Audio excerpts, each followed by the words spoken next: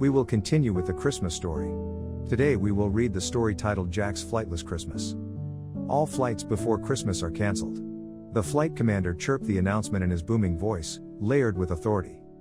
Jack's beak hung open in shock as he absorbed the news. He had prepared for this day for weeks. No, months. And now that it had finally arrived, he knew exactly how the trip was meant to unfold.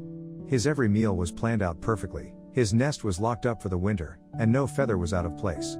He set down his lunch tin, full of the dried grubs he packed for the midway point in the journey. He could taste the flying insect he had for breakfast start to make its way up as his stomach flipped, his mind already spiraling. No. That can't be, Jack squawked. His voice sounded high-pitched and frantic even to himself. He took a gulp of air. Boos erupted from the crowd around him, which had already begun to disperse as the birds made alternate plans for the festive season, but Jack stayed glued to the spot. "We're stuck here for Christmas?" he muttered. There had to be another way. Christmas wasn't for another week, and by then, he planned to be perched in a palm tree basking in the South African sunshine as he did yearly for the holidays. One more week spent in the UK was out of the question. He always left on this day and arrived 6,000 miles later, tired but perfectly content to be somewhere warm, somewhere other than here for the entirety of winter. Jack shuffled towards the flight commander, who was speaking to a concerned-looking family with a couple of young hatchlings in tow. "There are hotels in place at the large pine tree by the city center if you need somewhere to stay in the meantime," he assured them. "Plenty of worms to last until the storm passes and we can migrate south." The father sparrow thanked him, bowing his dark head, and gathered their luggage. Jack waited until the family flew off in the direction that the officer sent them before taking a step closer. "Is there really no way of getting off the island?" he asked, eyeing the puffed-up bird, searching for a shred of hope, but he shook his head. "It's far too dangerous. I haven't seen a storm like the one approaching in my career." The commander cut him off. "Word on the branch is that it's blowing in from northern Canada and we had better hunker down till it passes. You'll be in South Africa by the new year, son." Sipping a hen and tonic, he extended a wing as a friendly gesture, brushing over Jack's shoulder and sending a small burst of wind in his direction. The neatly styled feathers on his head rustled. He had gotten them done for the trip at the local hairdresser, early bird barber, just like he did every season, but now the excessive grooming seemed pointless. The shop had been full of young sparrows getting ready for migration, preening their feathers and getting their beaks polished, all buzzing at the prospect of a successful season catching the eye of a lady bird on the big continent. Jack had long since given up the notion of those odds but enjoyed the ritual of arriving at the migration hotel and putting his best talents forward, if not for them, for himself. "Well, back to the nest I suppose?" he said to himself as he picked up his baggage with one foot and hopped into the air while his wings took over. As he flew over London, Christmas lights sparkled and shone, and the scent of mulled spices filled his beak. He sneezed as he continued on, flying low over the market packed with jolly humans laughing and eating fried foods on sticks, sipping hot cups of cocoa with steam swirling from their grip in the chilly afternoon air. He spied the leftovers of an abandoned red checkered carton of chips and pulled over to explore the contents further. As he landed, the closer he got to the greasy potato feast, a noise filled his ears, growing in volume, and when his feet landed with a soft thud on a pile of leaves, he quickly stole a bite of the food while looking around for the source of the horrible noise. He snuck another undetected bite of the chips before finally turning to his right and honing in on the screeching sound of what appeared to be a six-bird choir of red-breasted robins singing Christmas music at the top of their lungs. Jack rolled his eyes. Red-breasted robins were notorious for their love of festive music, and Jack lived next door to a tree full of small songbirds. They had been chirping the same tunes for weeks, and he wasn't sure he could take another rendition of Season's tweetings without losing his wits. He took off quickly back to his nest. When he arrived, everything was as perfect as he had left it for the winter season. His pantry was empty as he had carefully rationed his grubs to run out in time for the migration. He opened his case on the kitchen counter, exposing 4 large larvae. Doing the quick mental math, he determined that he could just about stretch the food until the skies cleared again, and he could resume the trip south. He would have to stop along the way, perhaps in Spain, for a quick bite to eat, but that was perfectly doable, and he convinced himself that, in fact, it would be an excellent opportunity to try the local cuisine. The chirp around town suggested that Spanish mackerel were among the world's tastiest. He smacked his beak just thinking of it.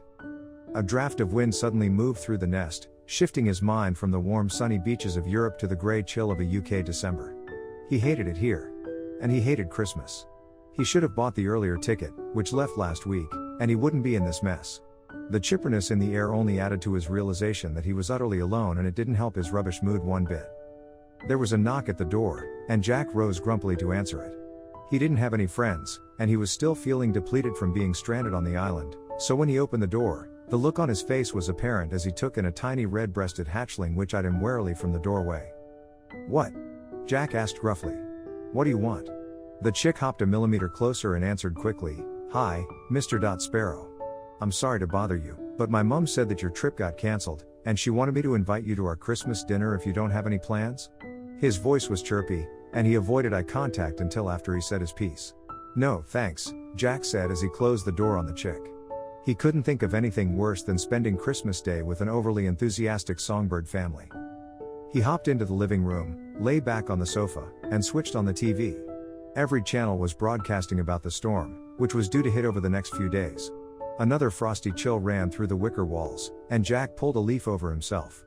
He fell asleep as festive ads rang through the nest, picturing happy birds unraveling large bows to reveal tubs of beak polish, the best quality organic seeds, and images of families gathered around the table sharing mealworms. When he awoke in the morning to the chatter of his neighbors, he sighed as he decided what to do with his day. He munched on a grub while pondering his options before deciding to visit one particular spot.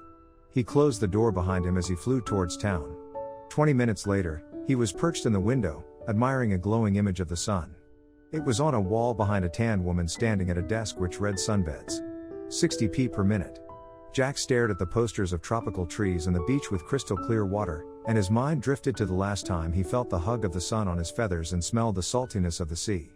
It had been too long since the rays wrapped around him, and he was transported to a different place for a moment. "What are you doing?" A small voice whistled, bringing him back to where he was. On the windowsill, his neighboring robin joined him. A look of curiosity on his young face as he hopped closer. "None of your business, kid. Did you follow me?" Jack spat. He didn't get along with other birds much and preferred his own company over others. "I saw you leave the tree and take off by yourself," he chirped. "I'm Pip, by the way. Short for Pipsqueak." Jack ignored the bird and leaned against the window, taking in the beach scene again. "What are you looking at? That lady on the wall with the seashells?" he asked. "No," Jack sighed. "The sun. The beach. I like to come here and remember my favorite places." "Huh. But you know they're not real, right? Those are just pictures." Pip chimed. Jack shifted his wings. "Yes, I know that. I'm not bug-brained," he answered. "I just wish I was anywhere but here right now." He took off, flapping his wings, and flew over the city, now bursting to life with people shopping below, spending money on things to show their families that they love them. Jack never saw the point. "I get it, you know." A voice next to him spoke. "One time I was in a park and they had the most delicious sunflower seeds ever. Like absolutely delicious, and when I went back the next day, they weren't there anymore. Sometimes I think back to that day and how great it would be to eat them again in that spot. It was a really good day." He grinned, soaring next to the grumpy sparrow. "Yeah, it's not really like that, but sure." Jack nodded, anything to get the kid to leave him alone. "Shouldn't you be at your nest and not out here following a stranger?" he asked. "Mum said I was allowed to ask you to our Christmas dinner again. She said I could invite you one last time in case you changed your mind." Jack scowled. "Thanks, but no. Again." He flapped his wings harder, spotting his tree in the distance. As he got closer, though, he noticed something was off about how his door hung on his nest. It was lopsided. Jack's heart beat faster as he landed on a branch, inspecting the damage. "Oh no," Pip chirped, landing a moment later. "Someone broke in. Did you have food stashed? Mum said that birds get desperate this time of the year and steal each other's supplies." He shook his head sadly. Anger erupted from Jack as he entered the house to find that his lunch tin was open and the contents were emptied. Nothing more than a few specks of dust left inside. He beat his wings on the table with rage. "This is why I hate this time of year," he squawked. Pip gave a low whistle and offered to share their food with him. "Honestly, we have more than we need to get through the winter," he said. "I helped this year and we started early." "It's fine," Jack said. "Just go." "But the storm is coming. You're not going to be able to scavenge." Pip stopped, taking in Jack's stony features. "Go," Jack said firmly. He remembered why he hated this place and the frigid temperatures. Birds lost their minds and stole from each other. So much for the merriment of the season. They were all hypocrites to preach peace and kindness, then turn around and take from their neighbors. He spent the rest of the day fixing his door and crafted a new lock securing it in case anyone else got the idea to step Talon in his nest. 2 days went by, and Jack didn't leave his home. The temperatures dropped further, and gusts of wind shook the branches that his nest was built upon. He opened the door once to peek out, but the swirling gray clouds threatened to dump the heavens upon the island, and he quickly slammed it shut. The storm hit on Christmas morning. Jack woke up shivering as snow swirled in from all directions. His beak chattered as he plugged leaves into the walls where the flurries seeped through, but as soon as he patched one hole, the wind blew, and another one bigger in size exposed itself. By mid-morning, he was exhausted, wet, and miserable. Having not eaten in days, his stomach rumbled loudly as he endured the storm. An hour later, he heard someone at the door, knocking frantically. Mr. Sparrow. Hello, Mr. Sparrow, Pip shouted. Jack made his way to the door and opened it, revealing the small creature covered in rain. His feathers ruffled in all directions. Oh, thank Crow. You're okay. Pip beamed when he saw him despite how weather-worn he looked. I came to invite you to our Christmas dinner. You must be hungry. You haven't left the nest in days. Jack looked down at his feet. He was starving. And cold. And wet. His stomach rumbled so loudly that it was audible over the storm, and at last, he nodded. Okay, I'll come for a little while. But I'm leaving right after the meal. Pip nodded as he led the way. This way. Be careful. He opened his wings to fly to the tree next door. When the pair landed, Pip shook off the frost and Jack did the same. Only a short flight had taken place, but battling the elements was twice as challenging. When the door opened, the aroma of roasted chestnuts hit Jack, causing a rush of relief through his body. The nest was cozy and warm. It was barely tall enough for the sparrow to stand, but the robins could easily flit about. A female wearing a red apron to match her markings smiled at Jack as he nodded hello. Hi there, Jack, I'm Joy. I've heard a lot about you. Welcome to our nest. Pip's mom introduced herself, wiping her wings on the apron. We were worried about you. It looks like most of the nests facing east got hit the hardest by the storm. He didn't know anyone cared about whether he was okay or not. He wasn't sure what to say. Between them sat a feast of various nuts and seeds, bright red berries and freshly foraged roughage. The long table had 3 plate settings, and Jack took it all in with wide eyes. You've got some persistent kid there, he nodded towards Pip, who beamed from next to a decorated holly branch. Shiny coins and buttons hung from the thorns, and Jack wondered if Pip had found the decorations himself. As if reading his mind, Pip said, Come look at my treasures. Aren't they beaut? Jack laughed. He knew many birds that loved shiny things, although it had never been his cup of tea. Wonderful, he told him, which made Pip's smile grow even more expansive. All right, enough of that. It's time to eat. Joy gestured to the table, and they all joined her. Jack perched delicately on the small chair as he listened to them give thanks. Now dig in. Pip piled his plate high with peanuts and the delicious spread before them, greedily taking bites with his mouth full. Pip. Manners. His mum laughed as she shrugged her shoulders at Jack as if to say sorry about that. Jack joined the laughter and piled up his own plate, taking a bite of chestnut pie and quickly stuffing another portion into his mouth.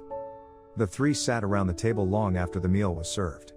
Pip kept asking Jack to telling stories of his travels, until the young bird drifted off to sleep on the spot. Joy shook her head and went to move him when Jack pushed his seat back from the table. Allow me, he smiled as he swooped up the small bird and carried him to his bed. Pip giggled in his sleep as Jack pulled a leaf over him and closed the door silently. When he returned to the kitchen, Joy had opened a bottle of berry bubbles and poured him a glass before topping up her own. He took a sip of the sweet drink and shook his head, chuckling. What? Joy asked. Is the wine okay? He turned to face her, the fireplace warming his feathers, the most content he had ever been. For so many years, he had kept to himself during the holidays, turning down invitations from others and convincing himself that he didn't need company. He would fly thousands of miles away to perch on a beach alone, avoiding any situation that required being open or vulnerable because that could only lead to pain. Okay, you're officially freaking me out with the silence. She breathed, setting down her glass. It's just. I get it now, he said simply. Thank you for showing me what it's all about. Thank you for making this a very special Christmas. Pip wanted to ask you before he fell asleep.